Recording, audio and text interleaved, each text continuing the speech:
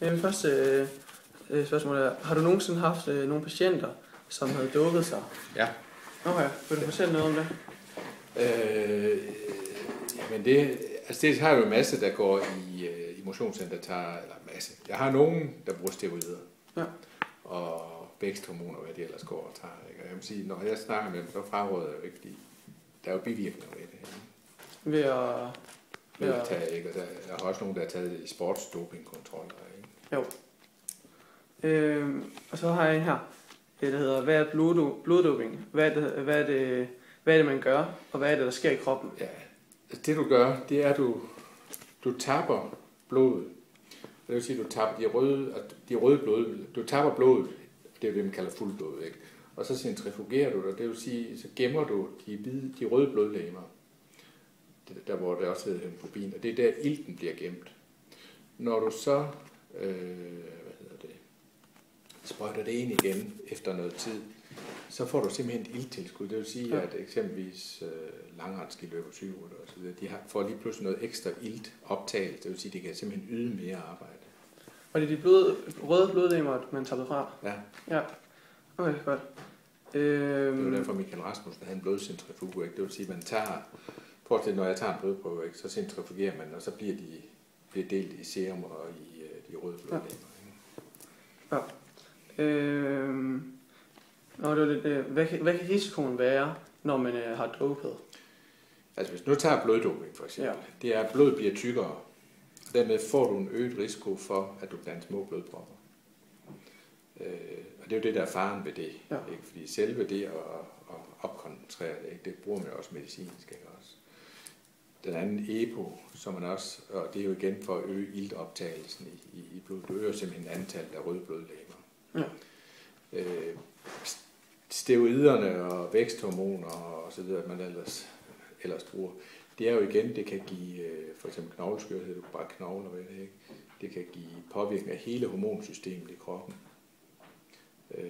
Så der er rigtig mange ting, der kan blive påvirket, og igen blodpropper. Ikke? Jo, er det egentlig det, der... Det er jo den største risiko i hvert fald. Ja. Er det det, der ofte sker? I hvert fald en bloddoping? Jamen, det er jo det, der er nogen, der er døde af, simpelthen. Ja. Og så har jeg lige en sidste et.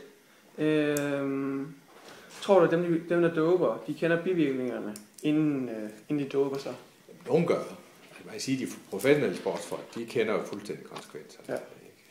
Både de positive og de negative, det tror jeg ikke, der er tvivl om. Man kan sige, at mange af dem, der tager doping i fritids- eller i motionscentrene, ikke? Som steroider? De er steroider og væksthormoner. Altså, der er virkelig meget, der bliver sprøjtet. De ved ikke alle sammen, hvad det handler om. Nogle af dem bliver meget overrasket, når jeg så begynder at fortælle mig om, hvad er risikoen, og hvad kan bivirkningerne være på sigt, og så videre. Så der bloddoping, det er jo, hvor du tager blodet ud, og så fryser det ned, når du skal det derfra. Når du så skal bruge det, ikke? Altså eksempelvis nogle af cykelrytterne, de får så en pose blod aften, inden de skal køre næste dag op ad bjerget. Er det så deres egen blod? Det er deres egen blod, ja. Okay. Eller det skal være nogen med samme blodtype. Ja. Så de kan jo også godt... Nu var der Michael Rasmussen, han har prøvet på at få sin far til det, ikke? Og hvis de har samme blodtype, så kan man godt gøre det.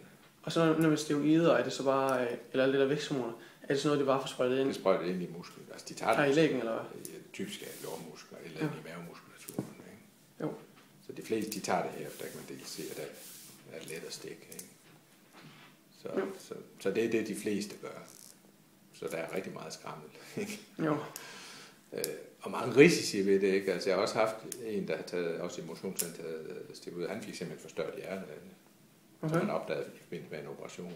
Hvad skete der? Skete der noget henne med ham efter? Nej, ikke. Han blev forskrækket, og så holdt han jo op. Ja. Ikke? Og så normaliseredes det, ikke? Men han havde jo et kæmpestort hjerte, da de ville bedøve ham. Så der er altså nogen.